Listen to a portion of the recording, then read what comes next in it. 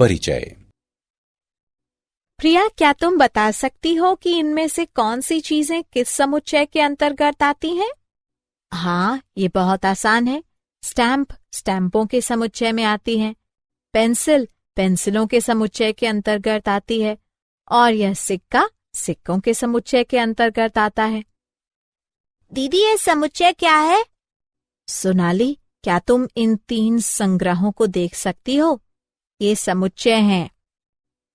लेकिन आप इन्हें समुच्चय कैसे कह सकती हो दीदी?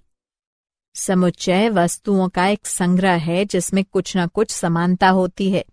आओ, मैं तुम्हें समुच्चय के बारे में और अधिक समझाती हूँ।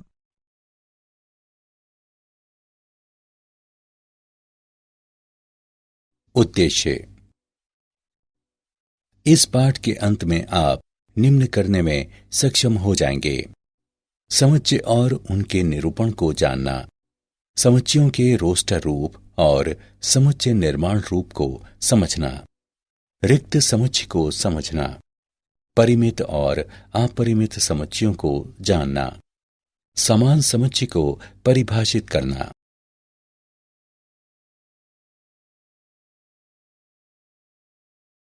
समुच्चय और उनका निरूपण। एक समुच्चय वस्तुओं का संग्रह है जिसमें कुछ न कुछ समान होता है अथवा एक नियम का अनुसरण करता हो। उदाहरणार्थ, सिक्कों का समुच्चय। 13 से 15 वर्षों के आयु के समूह में लड़कियों का समुच्चय। समुच्चय की वस्तुओं को उसका अवयव कहते हैं। समुच्चय के निरूपण के लिए मंझले कोष्ठक का उपयोग किया जाता है और अवयवों को एक दूसरे से अर्ध विराम द्वारा पृथक किया जाता है। अतः केशा के लिए बाहरी पहनावे का समुच्चय होगा। ए बराबर कोट, टोपी, स्कार्फ, दस्ताने, जूते, जहां ए समुच्चय का नाम है तथा कोष्ठक ये दर्शाता है कि उनके बीच लिखी हुई वस्तुएं समुच्चय के अंतर्गत आती हैं। इस प्रकार एक समुच्चय को अलग अलग वस्तुओं के एक संग्रह के रूप में परिभाषित किया गया है।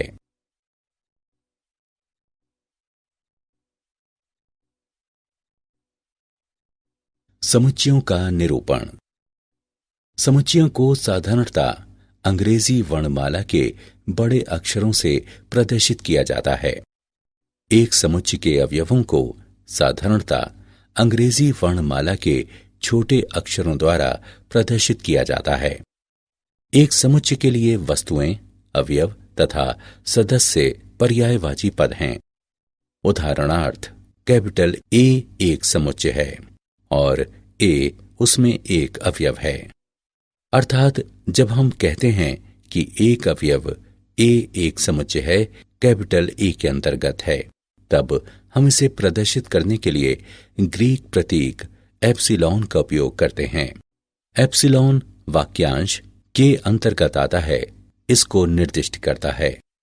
तथा अगर एक समुच्चय के भीतर कुछ ना हो तब हम इस प्रतीक का उपयोग करते हैं, तो इसका मतलब है से संबंधित नहीं है। उदाहरण, समुच्चय कैपिटल ए है 1 2 3। आप देख सकते हैं कि 1 कैपिटल ए के अंतर्गत आता है जबकि 5 कैपिटल ए के अंतर्गत नहीं आता। गणित में कुछ समान समुच्चय निम्न हैं। समुच्चयों के निरूपण की विधियां। एक समुच्चय को निरूपित करने की 2 विधियां हैं: रोस्टर या सारणीबद्ध पद्धति और समुच्चय निर्माण पद्धति। रोस्टर पद्धति। रोस्टर पद्धति समुच्चय के सभी अवयवों की सूची है। अवयवों को अर्ध विराम द्वारा पृथक किया जाता है तथा मंझले कोष्ठक के भीतर लिखा जाता है। मंझला कोष्ठक ये सूचित करने के लिए लगाया जाता है कि इनके बीच लिखे गए अवयव उस समुच्चय के अंतर्गत आते हैं। आओ किसी समुच्चय को रोस्टर पद्धति में प्रदर्शित करने के कुछ उदाहरण देखते हैं। आर बराबर ए, ई, आई, ओ, यू। जी बराबर 0 1 2 3 4 5 6 7 8 9। टी बराबर सोमवार, मंगलवार, बुधवार, गुरुवार, शुक्रवार। समुच्चय निर्माण पद्धति एक सामान्य पद्धति है जिसे नीचे समझाया गया है। समुच्चय निर्माण पद्धति में अनुलंब पट्टी को हमेशा इस तरह है कि के रूप में पढ़ा जाता है। यदि रोस्टर विधि अनुपयुक्त या अपर्याप्त हो तो अधिकांशतः समुच्चय निर्माण पद्धति का उपयोग किया जाता है। उदाहरणार्थ, x इस तरह है कि x 6 से छोटा है और x जो कि एक गणनीय संख्या है सभी 6 से छोटी गणनीय संख्याओं का एक समुच्चय है। नोट करें कि 1, 2, 3, 4, 5 की तरह ये समान समुच्चय है।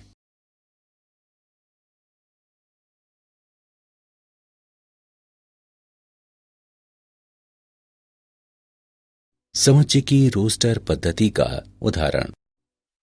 जब पैटर्न स्पष्ट हो तथा समुच्चय बड़ा हो तब साधारण रोस्टर पद्धति की भिन्नता में एलिप्सिस यानी न्यून पदों का उपयोग किया जाता है।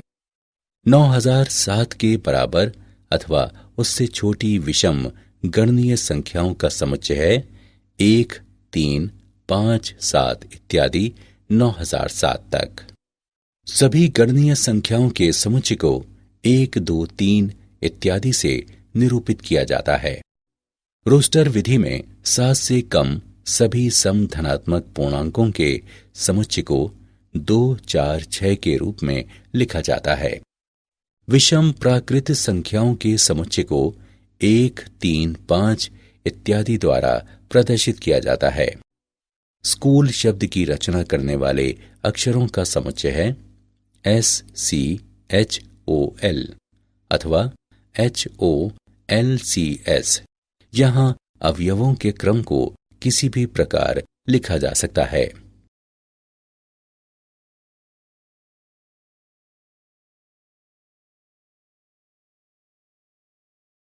समुच्चय की समुच्चय निर्माण पद्धति का उदाहरण। सभी x का समुच्चय इस तरह है कि x 0 से बड़ा हो। सभी x का समुच्चय इस तरह है कि x 11 के अतिरिक्त कोई भी संख्या है। सभी x का समुच्चय इस तरह है कि x 5 से कम कोई भी संख्या है।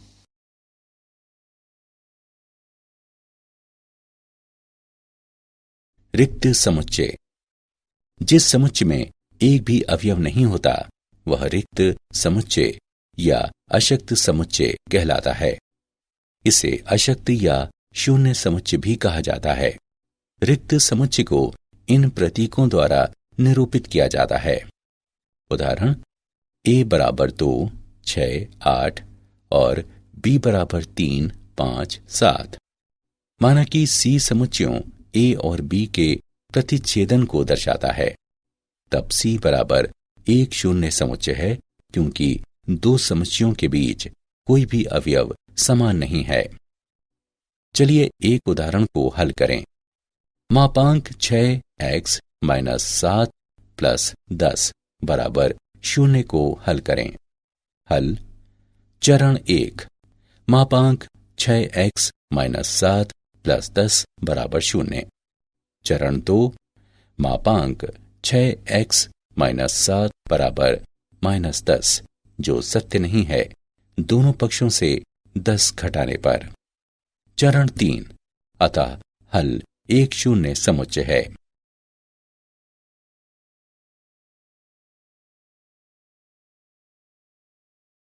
परिमित और अपरिमित समुच्चय।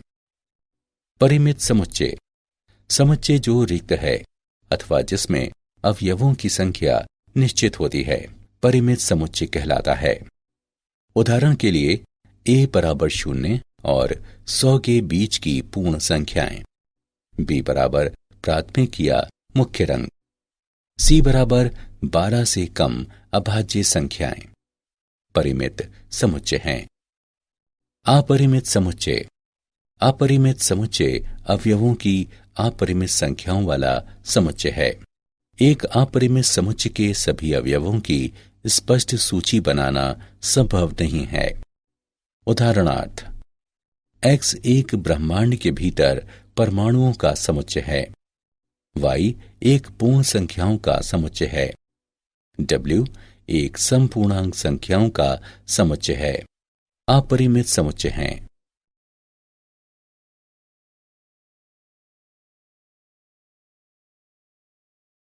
समान और असमान समुच्चय। दो समुच्चय P और Q समान कहलाते हैं यदि उनमें वास्तव में समान अवयव हों तथा हम P बराबर Q लिखते हैं। अन्यथा समुच्चयों को असमान कहते हैं तथा हम लिखते हैं कि P और Q बराबर नहीं है।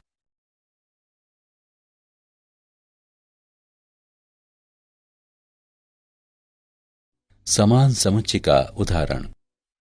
समुच्चय A बराबर 3, 4, 6 और B बराबर 6, 3, 4 बराबर हैं क्योंकि उनके अवयव समान हैं। यदि समुच्चय के एक या एक से अधिक अवयवों को दोहराया जाता है तो समुच्चय बदलता नहीं है। उदाहरण के लिए कैपिटल A के सभी अवयव कैपिटल B में हैं अथवा कैपिटल B के सभी अवयव कैपिटल A में हैं तो समुच्चय A बराबर 5, 6, 7 और B बराबर 6, 6, 5, 7, 7 बराबर हैं। यही कारण है कि हम प्रायः किसी समुच्चय का वर्णन करते समय उसके अवयवों की पुनरावृत्ति नहीं करते हैं।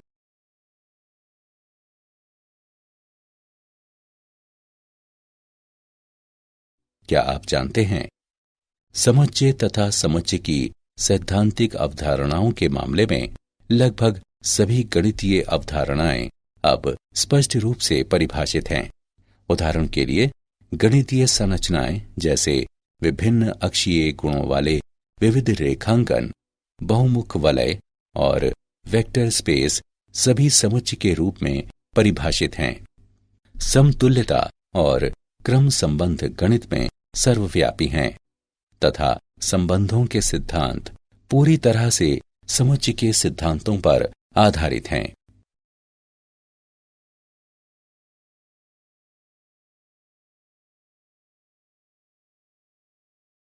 सारांश। आइए हमने जो कुछ सीखा है उसे संक्षेप में दोहराएं। समुच्चय एक अच्छी तरह से परिभाषित वस्तुओं का संग्रह है। एक समुच्चय जिसमें कोई अवयव नहीं है उसे रिक्त समुच्चय कहा जाता है। एक समुच्चय जिसमें अवयवों की संख्या निश्चित होती है उसे परिमित समुच्चय कहा जाता है। अन्यथा समुच्चय अपरिमित समुच्चय होता है। दो समुच्चय A और B को एक समान कहा जाता है यदि उनके अवयव वास्तव में एक समान हों।